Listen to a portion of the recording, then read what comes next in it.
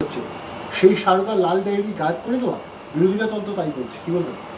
দেখুন, তৃণমূল কংগ্রেস এই মুহূর্তে মাননীয় মুখ্যমন্ত্রী এবং দলনেত্রী মমতা বন্দ্যোপাধ্যায়, সর্বভারতীয় তৃণমূল কংগ্রেস যাঁদের এই মুহূর্তে সেরা প্রার্থী তালিকা করতে পারেন সেই নামগুলিকেই ইনক্লুড করেছেন। ফলে সেখানে নিশ্চিতভাবেই অবসরপ্রাপ্ত আইপিএস থেকে শুরু করে বিশিষ্ট চলচ্চিত্রের অভিনেত্রী থেকে শুরু করে দক্ষ আইনজীবী থেকে শুরু করে বিশিষ্ট গায়ক এবং বিধায়ক তাদের প্রতিনিধিত্ব রেখেছেন। এখন বিরোধীরা তারা তৃণমূলের এসব নিয়ে তাদের মাথা ঘামিয়ে কী হবে? তৃণমূল কংগ্রেস বাংলা পার্টি, বাংলার দল, কিন্তু তার সর্বভারতীয় প্রেক্ষিত, কারণ নেত্রীর নাম মমতা বন্দ্যোপাধ্যায়, যিনি সর্বভারতীয় মুখ। ফলে তৃণমূল কংগ্রেসকে যখন প্রার্থী তালিকা প্রস্তুত করতে হয় সেখানে বাংলা অগ্রাধিকার থাকবে, বাঙালি অগ্রাধিকার থাকবে, পাশাপাশি জাতীয় রাজনীতিতে তৃণমূল কংগ্রেস এবং মাননীয় মমতা বন্দ্যোপাধ্যায়ের গুরুত্ব এবং প্রাসঙ্গিকতার কথা খেয়াল রেখে দলের বিস্তারের প্রসঙ্গটিকে নজরে রেখে, বিবেচনায় রেখে সেই তালিকা ঠিক করতে হয়। এবং সেরা তালিকা এই মুহূর্তে তৃণমূল কংগ্রেসের রাজ্যসভা জন্য সেরা তালিকাটি, এবং সে বিরোধীরা যদি কেউ জ্বলে মরেন সেটা তাদের সমস্যা। তারা যে কোনো পেশার কোনো দক্ষ বা যোগ্য লোককে তারা যদি তাদের মতো রাজনৈতিক বিতর্কে এনে তাদের গাত্রদাহ একটা বহিঃপ্রকাশ ঘটাতে চান, তো সেটা সম্পূর্ণ তাদের ব্যাপার। এগুলো ভিত্তিহীন, এগুলোর সঙ্গে বাস্তবের কোনো সম্পর্ক নেই। এই রাজীব কুমারই তো একসময় আপনাকেও গ্রেপ্তার করেছিলেন এবং সেই জায়গায় দাঁড়িয়ে আপনার দল আবার থেকে সাংসদ করে পাঠাচ্ছিল বিষয়। দল রাজীব কুমারকে সাংসদ করছেন নিশ্চিতভাবে, তাকে সেই সিদ্ধান্ত আমার দলের সিদ্ধান্ত, এখানে কোনো ব্যক্তির বিষয়ই নেই। আমি দলের একজন সৈনিক এবং রাজীব কুমার একজন দক্ষ আইপিএস, এটা নিয়ে তো কোনোদিন কোনো প্রশ্ন নেই। তিনি একজন দক্ষ আইপিএস, পুলিশ অফিসার হিসাবে তিনি নিশ্চিতভাবে দক্ষ। বিরোধীরা বা সমালোচকরা আপনারা যাই বলুন, একজন দক্ষ পুলিশ অফিসার, অভিজ্ঞ পুলিশ অফিসার সাংসদ হিসেবে সক্রিয় একটা ভূমিকা পালন করতে পারেন।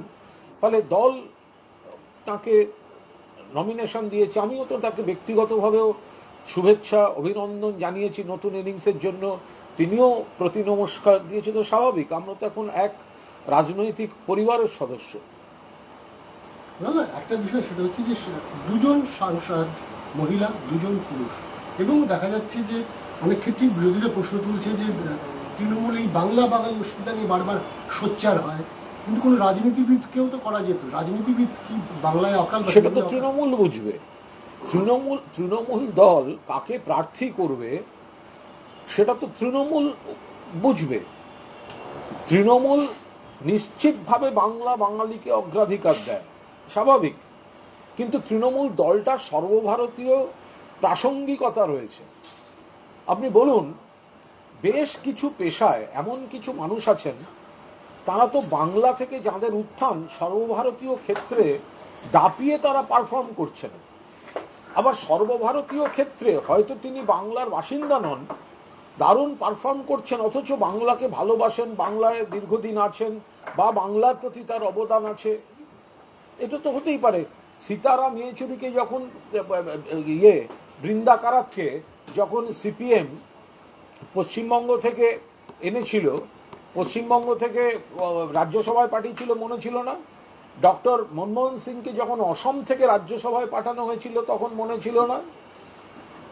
নরেন্দ্র মোদীকে যখন গুজরাট ছেড়ে উত্তরপ্রদেশের বারাণসীতে এসে প্রার্থী হতে হয়, বা তাদের এরকম একাধিক রাজ্যসভার রয়েছেন যারা। ফলে এটা সংসদীয় রাজনীতিতে আমাদের দলের প্রাসঙ্গিকতা, পারফরমেন্স, অভিমুখ সংসদে ঠিক রাখতে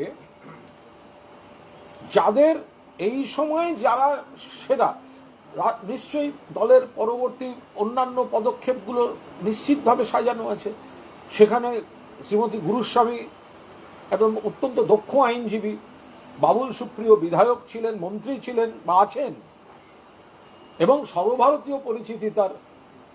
এরপরে কোয়েল মল্লিক, একজন দক্ষ শিল্পী, রাজীব কুমার, সবটা বিতর্ক দিয়ে মাপা যায় না। তার আইপিএস হিসেবে দক্ষতাটাকেও তো আপনাকে, তার অভিজ্ঞতাটাকেও তো দল কিভাবে কাজে লাগাচ্ছে, তার কি অবদান রয়েছে সেগুলো তো দেখতে হবে সেই সব জায়গায়। ফলে এটা ব্যক্তি নিরিখে মাপকাঠিতে মাপার, আমি দলের মুখপাত্র হিসেবে আপনাদের প্রশ্নের উত্তর দিচ্ছি। ফলে এখানে সবসময় আমার দলের অবস্থান, এবং দল যখন সিদ্ধান্ত নিয়েছে তখন যোগ্যতমকে প্রার্থী করার সিদ্ধান্তই দল নিয়েছে। একটা বিষয়, তৃণমূল কংগ্রেস বারে বারে বলে, বিজেপির ক্ষেত্রে বিশেষ করে বলা হয় যে বহিরাগত প্রার্থী বা বহিরাগতরা এসে কে? রাজীব কুমার বহিরাগত? আমি রাজনীতি করছি, সেই জায়গায় দেখা যাচ্ছে যে শত্রুঘ্ন সিনহা, ইরফান, শত্রুঘ্ন সিনহা তার জীবনের সেখানে ইয়েতেও ছিল, এবং সর্বভারতীয় ক্ষেত্রে যারা তারকা, তাদের কোনো কোনো জায়গায় যদি বাংলার মানুষেরও ইচ্ছা থাকে এখান থেকেও তারা যান, তাতে কোথায় সমস্যা আছে? মূল ব্যাপারটা তো বাংলা, বাঙালির স্বার্থ।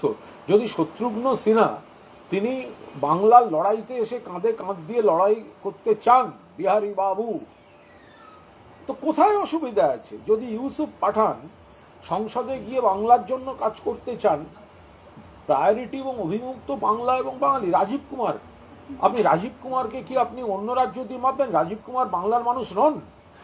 রাজীব কুমার, এবার কোনো ইস্যু ভিত্তিক কোনো, আমি ওর মধ্যে ঢুকতেই চাই না, একজন দক্ষ পুলিশ অফিসার, আইপিএস, যিনি তার কেরিয়ারের, তিনি বাংলাকে অগ্রাধিকার দিয়ে বাংলায় কাটিয়েছেন, তার পরিবারও বাংলায়। তো তাকে কি করে অবাঙালি বলে তার গায়ে এখন একটা দাগিয়ে দেওয়ার চেষ্টা হতে পারে? বাবুল সুপ্রিয়, বাংলার ছেলে, সুপ্রিয় বড়াল, বম্বে কাঁপিয়ে ছেড়ে দিচ্ছে। কোয়েল মল্লিক এবং শ্রীমতী গুরুস্বামীকে প্রার্থী করে দল শুধু একজন দক্ষ আইনজীবীকে প্রার্থী করেনি, দল শুধু একজন মহিলাকে প্রার্থী করেনি, দল প্রগতিশীল মানসিকতার পরিচয় দিয়েছে। ফলে সারা ভারতে এই চারজন তৃণমূল কংগ্রেসের নাম নিয়ে আলোচনা হচ্ছে। রাজীব কুমার সংসদে গেলে ওজন বাড়বে। রাজীব কুমার একজন দক্ষ আইপিএস, তিনি রাজ্যসভায় গেলে ওয়েট ক্যারি করবে।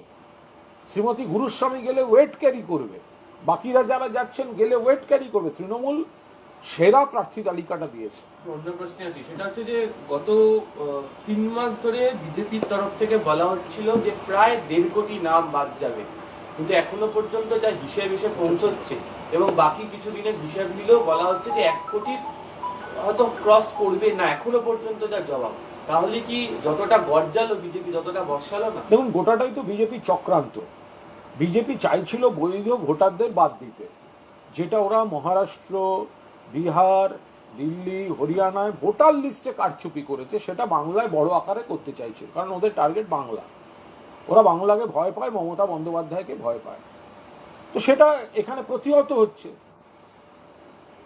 এলাকা টু এলাকা, man to man, family to family, Trinamool Congress পাশে ছিল, পাশে আছে, পাশে থাকবে।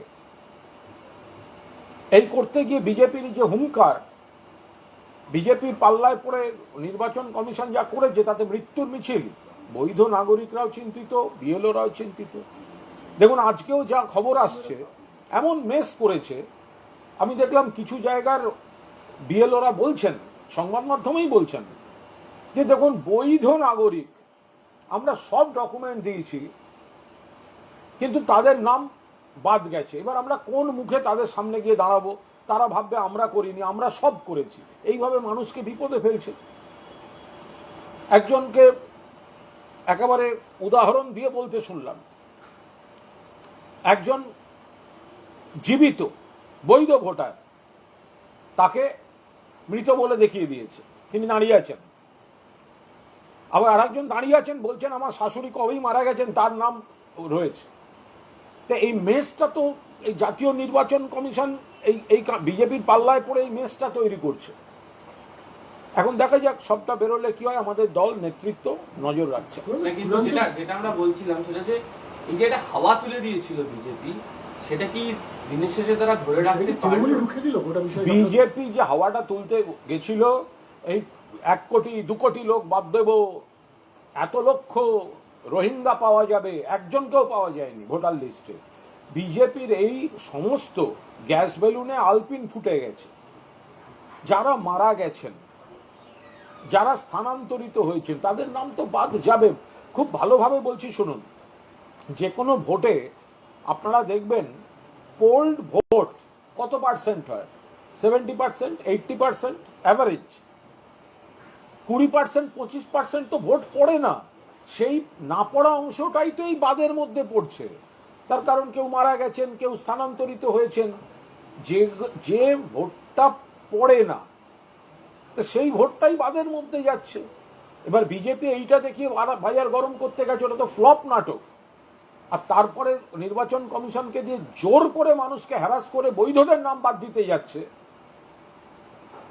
তাতে বুমেরাং হবে ওদের। বাংলার মানুষ ক্ষিপ্ত হয়ে আছে বিজেপির উপর। আজকে দেখা যাচ্ছে যে চূড়ান্ত ভোটার তালিকা প্রকাশ পেল, প্রচুর জায়গায় প্রচুর নাম বাদ পড়েছে। যত সময় বাড়াচ্ছে নাম বাদের সংখ্যা ততই বাড়ছে। সার্বিকভাবে কি বলবো? সার্বিকভাবে বলার সময় এখনো আসেনি, কারণ আমাদের শীর্ষ নেতৃত্ব খতিয়ে দেখছেন এবং পূর্ণাঙ্গ তথ্য পেয়ে বিশ্লেষণ করে আমাদের দল যথাসময়ে যথাযথভাবে এর বিশ্লেষণ এবং দলের বক্তব্য তুলে ধরবে। কলকাতা শহরে 11টা যে বিধানসভায় রয়েছে, দেখা যাচ্ছে যে ভবানীপুর কেন্দ্র সবচেয়ে বেশি নাম বাদ পড়েছে, 47,000-এরও বেশি। আরে আপনারা নমুনাটা দেখুন না, 2024 সালে ওই কেন্দ্রে কত ভোট পড়েছে। আরে যদি 70% ভোট পড়ে থাকে তাহলে তো 30% পড়েনি। তো ওই 30%-এর সঙ্গেই বাদটা মেলান না, তাহলেই দেখবেন বিজেপির আনন্দ করার, বিপ্লব করার কোনো ঘটনা ঘটেনি। প্রাকৃতিক নিয়মে অনেক দিন বাদে যেটা হচ্ছে এসআইআর, যারা মারা গেছেন বা যারা এলাকা ছেড়ে ঠিকানা বদলেছেন তাদের নাম বাদ যাবে। এ তো স্বাভাবিক ব্যাপার। যদি কোনো যে কেন্দ্র নিয়ে বিজেপি লাফাবার চেষ্টা করছে, সেখানে শেষ ভোটে কত পার্সেন্ট ভোট পড়েছে দেখুন, কত পার্সেন্ট ভোট পড়েনি দেখুন।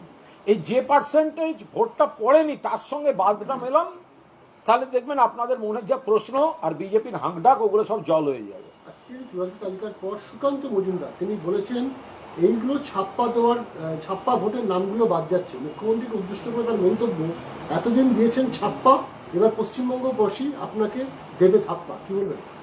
মিথ্যাচার করছেন সুকান্ত মজুমদার, তিনি নিজেও জানেন। আমি আবার বলছি, কোনো ভোটে ভোটদাতারা 100% ভোট পড়ে না।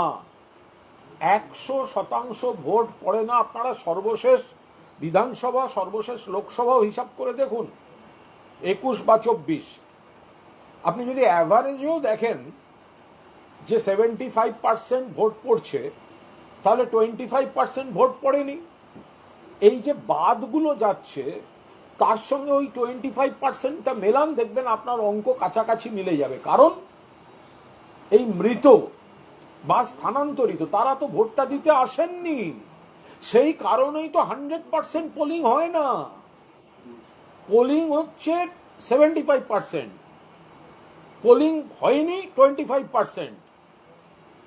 তো এই যে পোলিং হয়নি, কেন হয়নি? তার মধ্যে অনেকে মারা গেছেন, তার মধ্যে অনেকে অন্য জায়গায় চলে গেছেন, তো সেগুলোই তো বাদ যাচ্ছে আগে।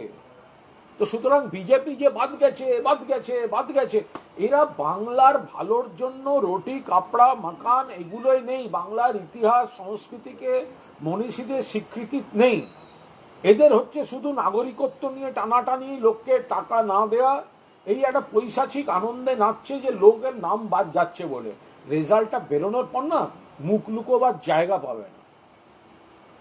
তালিকা প্রকাশের পর বিভিন্ন জায়গায় ক্ষোভ দেখা যাচ্ছে ভোটারদের মধ্যে। মৃত বা ডিলিটেড বলে লেখা হচ্ছে জীবিতকে।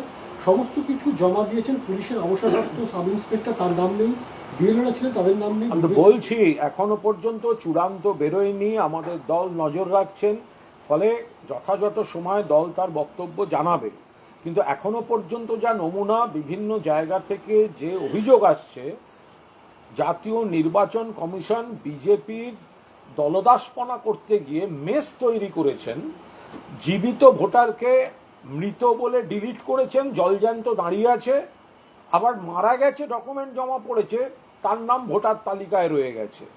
ফলে বিএলও বেচারারা তারা তো যথাযথভাবে জমা দিয়েছেন, আর ওদিকে ওদের হেড অফিস বিজেপির কথা মানতে গিয়ে তারা এই ধরনের মেসগুলো তৈরি করেছেন। বৈধ ভোটারদের নাম কোন অধিকারে বাদ যেতে পারে? একজন বিএলও বলছেন, দেখলাম আমি সংবাদ মাধ্যমেই দেখলাম, যে একজন বর্ষিয়ান মহিলা 91 বছর বয়স, জীবনে বহু ভোট দিয়েছেন, আচমকা তাকে ডিলিট করে দেওয়া হয়েছে ভোটার লিস্ট থেকে। কেন ডিলিট করে দেওয়া হবে? কিসের জন্য ডিলিট করে দেওয়া হবে? বিজেপি যে চক্রান্তটা করছে তার ফলেই এই মেসটা হয়েছে। পুরোটা বেরোলে আমাদের দল পুরোটা খতিয়ে দেখছে।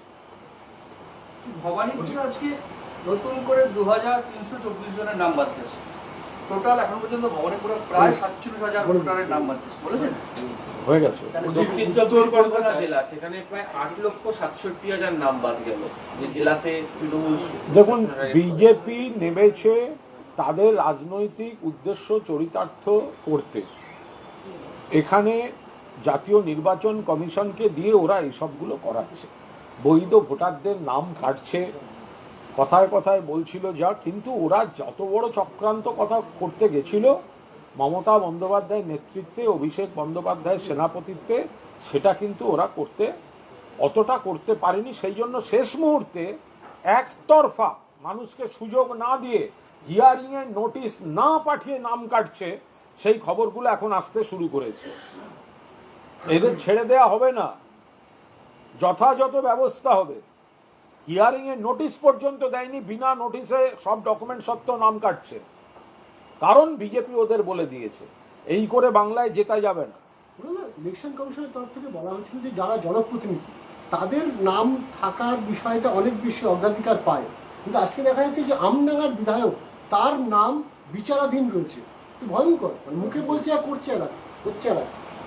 না, ওরা আমি বলছি একটা মেস তৈরি করে রেখেছে। এই যে বিজেপি যে একটা নির্দেশ দিয়েছে, বিজেপির রাজনৈতিক নির্দেশ, সেটা কার্যকর করতে গিয়ে একটা মেস তৈরি করেছে, ভোটারদের আতঙ্কে ফেলেছে, আবার অনিশ্চয়তায় ফেলছে, ইচ্ছামতো নাম কাটছে। বিএলওরা অসুবিধায় পড়ে যাচ্ছেন, পাড়ায় গিয়ে মুখ দেখাবেন কি করে? কারণ বিএলও তিনি তো সব জমা দিয়েছেন, এবার তার হেড অফিস আন্তাবড়ি উড়িয়ে বসে আছে। এবার বিএলও ভাবছে আমি সেই ভদ্রলোকের মুখের সামনে গিয়ে দাঁড়াবো কি করে, তিনি তো আমায় ধরবেন। ফলে বিএলওদের বিরাট বিপদে ফেলে দিয়েছেন। এই বিএলওদের দায়িত্ব কে নেবে? নির্বাচন কমিশনকে নিতে হবে তো, যে বিএলওদের নতুন করে বিপদে ফেলে দিয়েছেন। যে বৈধ ভোটারের নাম কাটা যাচ্ছে তিনি তো প্রথম গিয়ে ধরবেন বিএলওকে, সে বিএলও বাচ্চারা তখন কি করবেন? তিনি তো সব ভোরেই নির্বাচন কমিশনকে দিয়েছে, নির্বাচন কমিশন নাম উড়িয়ে বসে আছে। এই ধরনের একটা ভয়ঙ্কর পরিস্থিতি তৈরি করে দিয়েছে। আমরা শুধু বলতে পারি, দয়া করে কেউ কোনো প্ররোচনায় পা দেবেন না। আপত্তিকর কাজ করছে নির্বাচন কমিশন বিজেপির নির্দেশে। তৃণমূল নেতৃত্ব, শীর্ষ নেতৃত্ব যথেষ্ট গুরুত্বের সঙ্গে প্রতিটি কেস বিবেচনা করবেন। দয়া করে কেউ কোনো রকম বিজেপি তৈরি করে দেওয়া এই প্ররোচনায় দয়া করে কেউ পা দেবেন না। কিন্তু যে বিধায়কের নাম বাদ যাওয়াটা তো অন্য ইঙ্গিত করে, এমন একজন ব্যক্তিকে টার্গেট করে রাখছি দেখুন, সেটা তো ওই এলাকাতে তো অন্য প্রভাবও তৈরি করতে পারে। হতে পারে, বিভিন্ন সমাজের বিভিন্ন ক্ষেত্রের মানুষকে তো হ্যারাস করেছেন। যারা অমর্ত্য সেনকে ডাকাডাকি করতে পারে, এলাকার বিধায়ককে ডাকছেন, অন্যান্য এদের ডাকছেন। এ তো ডক্টর শশী পাঁজা, তাকে ডেকে পাঠিয়েছিলেন। আচ্ছা বলুন দেখিনি, ডক্টর শশী পাঁজা পরিচিত নাগরিক, দীর্ঘদিনের, তিনি রাজ্যের মাননীয় মন্ত্রী, তাকে ডেকে পাঠিয়েছে। আর আজকে আবার নতুন যে অভিযোগগুলো আসছে, যাদের ডেকে পাঠায়নি, হিয়ারিং নোটিশ নেই, তাদের নামও একতরফাভাবে বাদ দিয়েছে। ফলে বিভিন্ন জায়গা থেকে যথেষ্ট বিরক্তিকর, এবং বিজেপি মরিয়া হয়ে গেছে। নাম কাটো, নাম কাটো, জেনুইন ভোটার হোক, নাম কাটো। বিজেপি বাংলাকে ভয় পাচ্ছে, বাংলার যে কোনো ভোটারকে ভয় পাচ্ছে। ওই করতে গিয়ে এই বিপদটা ডেকে আনছে। উত্তর কলকাতায় 4,07,000 নাম বাদ। আরে জেলা ধরে ধরে ফিগার ধরে ধরে তো উত্তর হয় না। মানে উত্তর কলকাতা লোকসভা কেন্দ্রের আমরা রেজাল্ট দেখেছিলাম যে তৃণমূল কংগ্রেসের প্রার্থী 90,000-এর কিছু বেশি ভোটে জিতেছিলেন। তার সঙ্গে কি হয়েছে? সেই জায়গা থেকে এই যে নামগুলো বাদ গেল, আপনার কি মনে হয় যে এটা ওই পার্টি গণিত হয়? আপনারা কি মানে আপনারা কি হয়ে গেল? কাল সন্ধ্যাবেলা তো আপনারা কি সব দেখিয়েছিলেন দেখলাম, তো সেগুলো কি রাত্রি 8টায় 10টায় মিলল? এটা কোনো কথা হলো? আমি আবার বলছি, বিজেপি যে ন্যারেটিভটা দেওয়ার চেষ্টা করছে যে অমুক জায়গায় তৃণমূল 10,000 ভোটে জিতেছিল কিন্তু আমরা 30,000 ভোট বাদ দিচ্ছি, তো এটা এই ন্যারেটিভটা চলে না। তার কারণ এটার সঙ্গে পোল্ড ভোট আর যে ভোট পড়েনি সেই হিসাবটাকে মেলাতে হবে।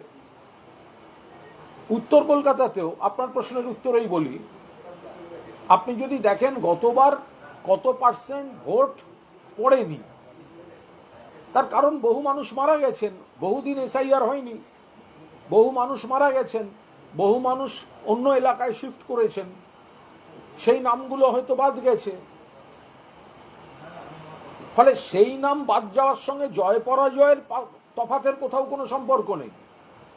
যে ভোটাররা আছেন তাদের মধ্যে থেকেই আমরা জিতব, আর সেটা জেনে বিজেপি ভয় পেয়ে যে কোনো ভোটারের নাম কাটাতে নেমেছে। এখন নন্দীগ্রামে সব থেকে কম দেখতে পাওয়া যাচ্ছে, দেখতে পাওয়া যাচ্ছে এখনো পর্যন্ত যে মাত্র 10,000। দেখুন, এটা তো বারবার বলছি, নির্বাচন কমিশনের ইচ্ছায় হচ্ছে। ফলে নির্বাচন কমিশন গোটাটা বিজেপির ইচ্ছায়, তারা কর্তার ইচ্ছায় কর্ম। ফলে নন্দীগ্রামের ক্ষেত্রে যে ইনস্ট্রাকশন, সেটা অন্য জায়গার ক্ষেত্রে সেই ইনস্ট্রাকশনটা হচ্ছে না। ফলে নন্দীগ্রামে অন্যরকম দেখা যাচ্ছে, ওখানে বিজেপির যেটা করলে সুবিধা, নির্বাচন কমিশন ওখানে সেটা করছে। সেটা হচ্ছে যে কেন্দ্রীয় বাহিনীর পাশাপাশি আইন শৃঙ্খলা রক্ষায় এবার রাজ্য সরকারের আইজি এবং ডিআইজি পদমর্যাদার 4 আইপিএস অফিসারকে মালদা, কুচবিহার, নদিয়ায় আইন শৃঙ্খলা, মুর্শিদাবাদে আইন শৃঙ্খলার জন্য পাঠানো হলো রাজ্যের তরফে। চূড়ান্ত ভোটার তালিকা প্রকাশের দিন শনিবার দুপুর 2টো থেকে বিশেষ বাহিনীকে সঙ্গে নিয়ে এই 4 অফিসার দায়িত্বভার গ্রহণ করে নিজ নিজ এলাকায় দায়িত্ব সামলাবে। সরকার কি কোথাও আশঙ্কা করছে গন্ডগোল হওয়ার? না, অ্যাকচুয়ালি বিজেপি যেহেতু মানুষকে প্রভোগ করছে, জেনুইন ভোটার নাম নেই, মানুষ আতঙ্কে পড়ে যাবে, আমি যদি না থাকি তাহলে আমি সরকারি সুযোগ সুবিধাগুলো পাবো না, আমার পরবর্তীকালে আরও অসুবিধা হবে। কোন সময় বিজেপি বলবে ডিটেনশন ক্যাম্পে পাঠাও, কোন সময় বাংলাদেশে গিয়ে ছেড়ে দিয়ে আসবে। অত কাঠখড় পুড়িয়ে সোনালী বিবিকে ফেরানো হলো, এখনও তার স্বামী ফিরতে পারেনি। তো সুতরাং এই নাম না থাকলে অনেকে তাৎক্ষণিকভাবে রিয়্যাক্ট করতে পারে। ফলে আমরা বারবার বলছি, কেউ রিয়্যাক্ট করবেন না, প্ররোচিত হবেন না। বিজেপি চাইছে এই প্ররোচনার মধ্যে ঠেলে দিতে, আপনারা কেউ করবেন না। রাজ্য সরকার, প্রশাসন, মাননীয় মুখ্যমন্ত্রী, আবার এদিকে দল, অভিষেক বন্দ্যোপাধ্যায়, আমরা সবাই আছি। ফলে যদি কোনো জেনুইন ভোটারদেরও যে নাম বাদ দিচ্ছে, এটা বিজেপির নির্দেশে করছে, এটা নিয়ে প্রতিবাদ হবে। যা যা ব্যবস্থা নেওয়ার দল নেবে, পুরোটা খতিয়ে দেখুক দল, কিন্তু দয়া করে কেউ এটার উপর দাঁড়িয়ে কোনোভাবে কোনো অধৈর্য, অসহিষ্ণু হয়ে এমন কোনো কিছু করবেন না যেটা বিজেপি যেটা চাইছে সেই ফাঁদে পা দেওয়া হয়। আজকে অমিত মালভিয়া বিজেপি, তিনি একটি পোস্ট করেছেন মমতা বন্দ্যোপাধ্যায়কে ট্যাগ করে, যেখানে তিনি বলছেন যে এই মেনকা গুরুস্বামী তিনি একজন অবাঙালি, রাজ্যসভায় তাকে মনোনয়ন দেওয়া হচ্ছে তৃণমূলের তরফে, যিনি কিনা আরজিকর মামলায় বিনীত গোয়েলের হয়ে লড়াই করেছেন। বেশ করেছেন, এবং তাকেই এখন তৃণমূল সরকার পুরস্কার দিচ্ছে। বেশ করেছেন। একজন দক্ষ আইনজীবী এবং সামাজিক ক্ষেত্রে প্রগতিশীলতার মন রাখেন, দক্ষ আইনজীবী। বিরাট চক্রান্ত আরজিকর নিয়ে হয়েছিল, উৎসাহ হয়েছিল। সেই সময় যারা আইন নিয়ে লড়েছেন, আমাদের কল্যাণদা যেমন লড়েছেন, তেমনি এই শ্রীমতী গুরুস্বামীও লড়েছেন, বা আরও যারা লড়েছেন। তা একজন সর্বভারতীয় ক্ষেত্রের পরিচিত দক্ষ আইনজীবী এবং একজন মহিলা এবং তার সঙ্গে প্রগতিশীলতার পরিচায়ক, তাকে যদি সর্বভারতীয় ক্ষেত্রে তৃণমূল কংগ্রেস রাজ্যসভায় নমিনেশন দেন, তাতে এইসব অমিত মালব্যদের বুকে ব্যথা হচ্ছে কেন? ওরা কে এসব নিয়ে বলার? Thank you. হিন্দি